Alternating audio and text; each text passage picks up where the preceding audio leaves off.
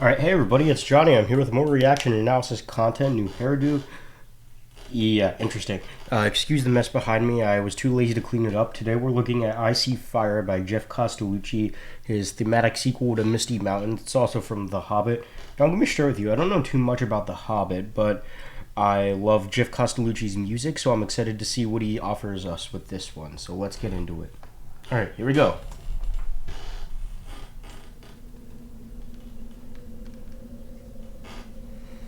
Oh, misty eye of the mountain below. Oh, lucky guess. B flat minor is our key. So already down into some like juicy low chest notes. Oh, misty eye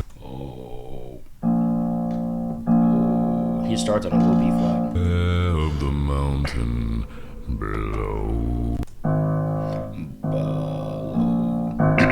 I can't phonate that low, but that's low A flat 1.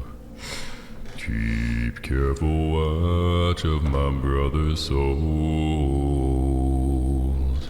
and should the sky be filled. I like the way the melody teases as we go down there. And then it doesn't land on the root until the beginning of the next verse, which is it's the pickup note into the next line. So I like the melody there. Filled with fire and smoke, keep watching over. Keep Was that an F1 chest? fire and smoke, keep watching over. Could have some subharmonic qualities. Either way, it sounds very chest voice-ish. During sun.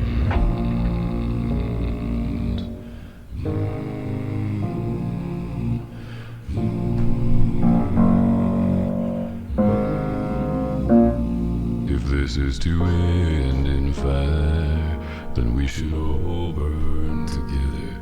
Watch the flames climb high into the night, calling out, Father, stand by and we will watch the flames burn over. So that was beautiful, though. It was started with introducing that chord.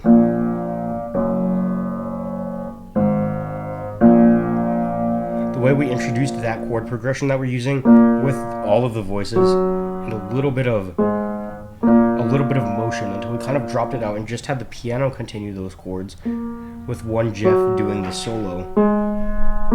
So we kind of used the voices to introduce the chord progression that we're using, and then they faded out as their task had temporarily ceased, and then we switched back to just Geoff and the piano. And I also wanted to comment on how beautiful he sounded, one note specifically in there with the breathiness. Into the night. Yeah.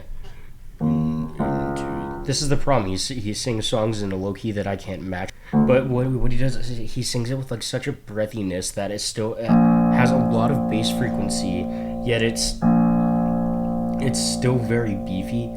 Yes, singing with breathy voice for low notes aids in the ease of projecting the note a little bit. Yeah, and it gives it a nice, rich, warm sound. Flames climb high into the night, calling out, Father, stand by and we will watch the flames burn on the mountainside. Yeah, no, dude, I feel like this is F1's in chest voice. Flames burn on the mountainside. No, that is mountainside. It's crazy. Down so low. I don't think he's ever done that before, at least that I've heard recorded. That's crazy. But also looking at this arrangement, like I said, how we had lost the voices that had introduced the chord progression. Now we get them back as this Geoff ends the solo that he has. It's so interesting to see the details that go into arrangements like this, just because there's so much precision required to make an arrangement as good as possible. So I really think that was an appropriate choice to have very soft background vocals coming at the end of the verse to kind of, what I'm imagining is, give it a little bit of bridge into the next section. So let's continue. Let's hear where we're going with this. Flames burn on the mountainside high.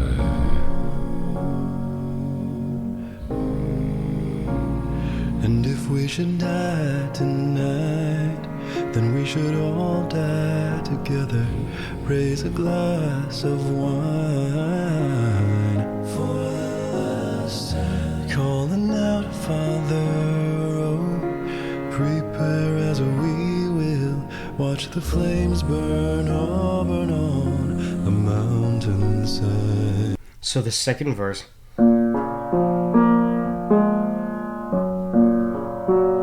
we're getting a little bit more motion in the piano part now, whereas before we had just...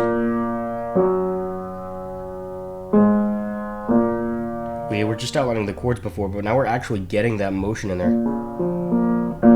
So there's a little bit more momentum building just because of that, and also from the background vocals doing a little bit more interesting stuff as well.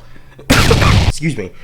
Now also, singing in a higher register often indicates moving farther into the piece, which is why usually you get higher belts towards the end of the song.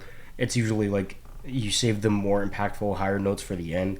So usually that's what we see in arrangement. That's also in Geoff's Sound of Silence that he did a couple of months ago. We heard that in a great way. So let's run it back a little bit and see what else we can hear in this section.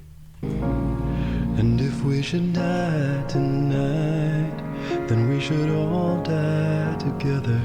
Raise a glass of wine. Hear how cut short that noise. Off. You don't need a lot from these background vocals. You don't need them to drone the chords the whole time. The cello is helping with that. I really like the cello sound, but you can use these background vocalists just to decorate the piece a little bit, especially since we're not a cappella. We have these strings and the piano in the background to really outline our chords for us. We can, again, use the backgrounds for just decorating and making it sound pretty. I also really like his tone up here. It's so soft in this more baritone-y register. Calling out, Father, oh, prepare as we will watch the flames burn on the mountainside. Desolation comes upon the sky.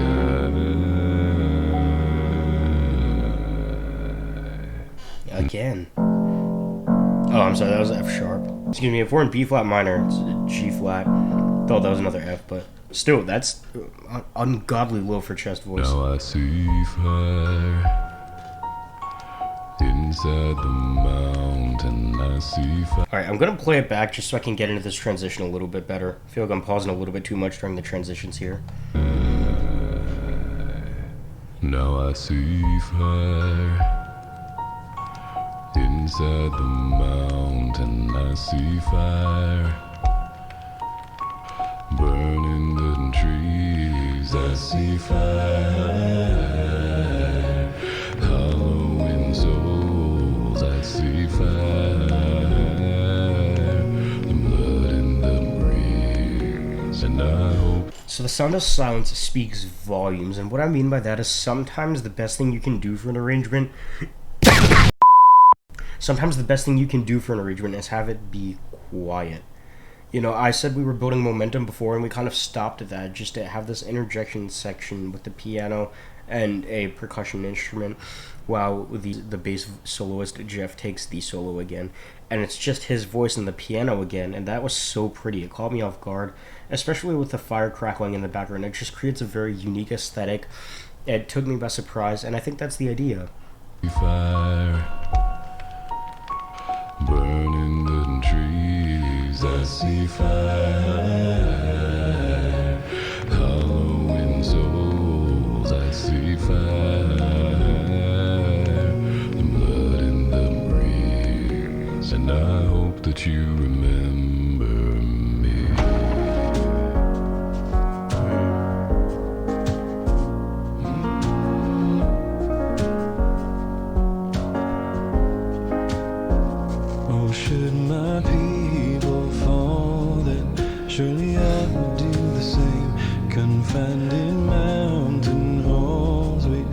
got too close to the flame. Alright, so listen, now, oh, high notes. I will let that play in just a second, but I wanted to say, now we're actually doing the...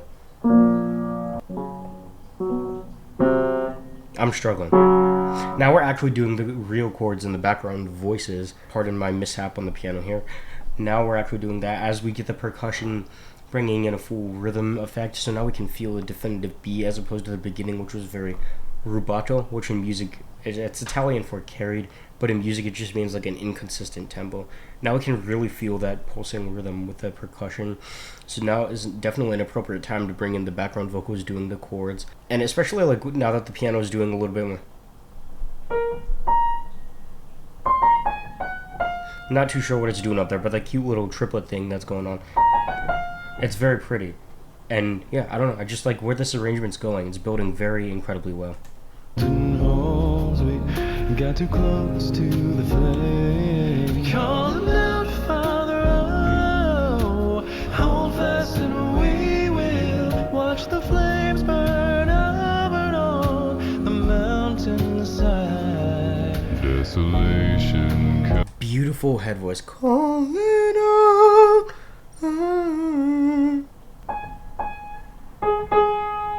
So that first note hit was up to an A flat 4. That's like a full like falsetto, and the rest of the line he does is kind of like in a head mix voice. But I think he has a very good mastery of his upper range as well as his lower range, because there's just so much control in his voice. There's still like just the same amount of impact and power as he has when he's in those low notes. We will watch the flames burn on the mountainside. Desolation comes upon the sky. Now I see fire inside the mountain. I see fire burning the trees. I see fire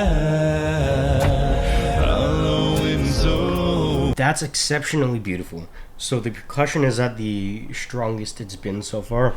It's not exceptionally strong since we do have a bit of a softer song just in terms of nature. But I really like that. I really like this section as a whole.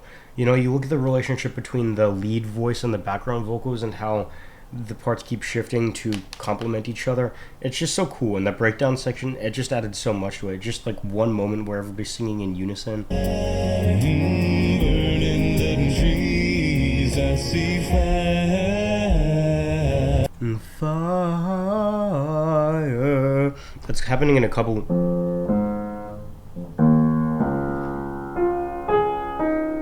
It's happening in a couple different octaves. And part of the reason that impact is so good is because we're outlining a major chord, whereas most of this time we've been in a minor key. So yeah, it works really well, especially with the aesthetic of the color changing in the background too.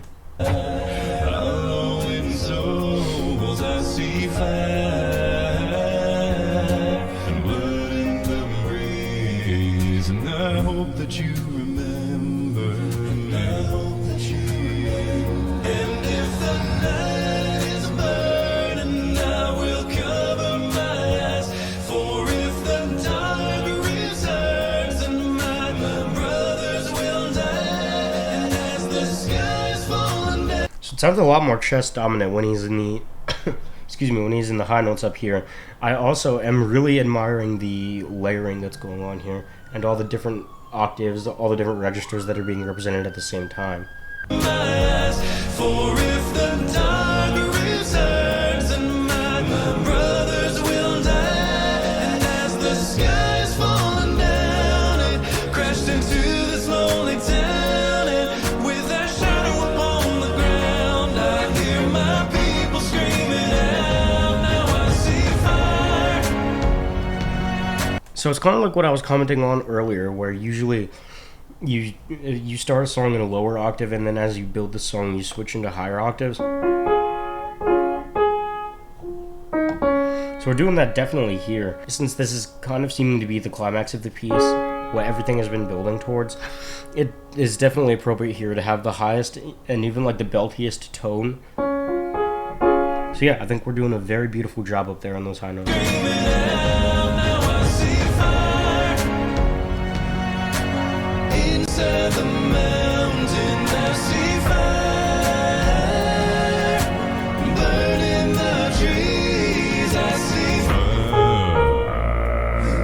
Hello. Burn in the trees. I see fire. It comes out of nowhere. Just that 4-octave drop. Oh, he's dropping by 3 octaves into the 4th octave below. I'm sorry.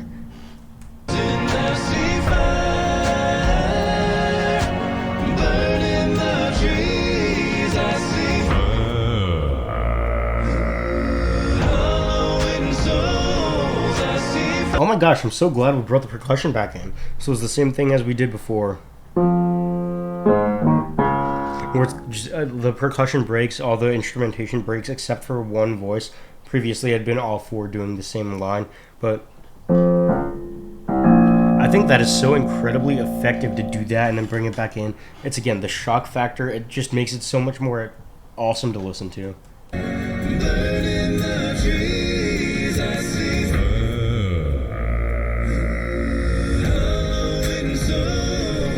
Yeah, everything just drops for a second just so we can do something cool, and then everything comes back. Excuse me, I'm getting too excited here. Everything comes back in, and we just like it's back at the same point it was, and now we have the added bonus of having had that really cool moment that's contributing to the impact of this impact.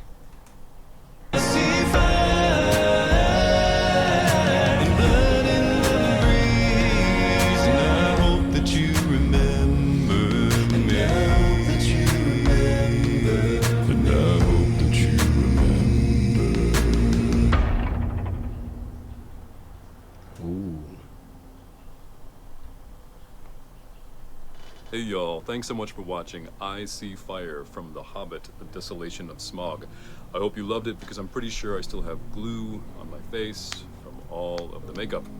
As always, these videos would be impossible to make without viewers like you and all of the lovely folks over on Patreon. And just to name a few of my favorites: Holdra Draco, Christy Jones, Sarah O, Laura Mueller, Patricia Schumann, Debbie Goodling, Carl and Melanie Thomas, Osa M. Lagnestall and Dorothy Brune, and of course Deb's Badger. Comment below and let me know what you'd like to see next. I will see you soon.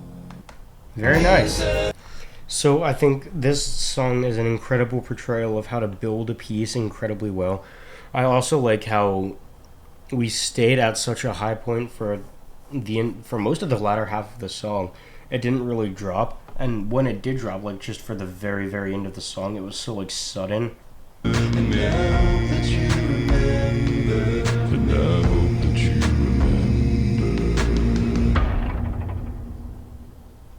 Like, listen to how sudden that was. That was definitely intentional. I hope that you remember. I'm still gonna keep trying to do that even though I can't.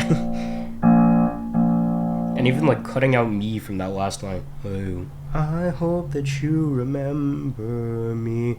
Like you did before, but you cut off the me, it makes it so much more abrupt. I just love it. I think Geoff is an incredibly gifted arranger and performer and vocalist, and I think each arrangement proves that more and more, especially like he's been doing this for I think about 3 years now, his big like solo works, and I think it's so cool to see a noticeable improvement in the production quality and even the arrangements too. Yeah, so I definitely think Geoff is on an upward trend as an individual artist as well as with voice play, and I'm excited to see where he goes next. But for all, that's all I have for you guys. Be sure to go sub to Geoff. If you enjoy my videos, you can like and subscribe here, and I'd greatly appreciate that. And I will see you guys soon. Peace out.